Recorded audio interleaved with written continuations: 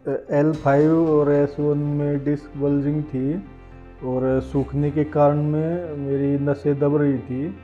पूर्ण आराम मिळवण्यासाठी काही प्रभावी पद्धती एकत्र वापरून दबलेल्या नसा खुलतात, मणके जागेवर येतात, आखडलेले सांधे मोकळे होतात, उष्णता बारीक नसांची सूज निघून जाते, साचलेला वात निघून जड शरीर पूर्ण हलकं होतं, हातपाय सुन्न होणं, मुंग्या येणं असे त्रास निघून रोजची कामं जोमानं करायची ताकद येते, दुखणं मुळापासून बरं होतं, निवांत झोप चालू होते।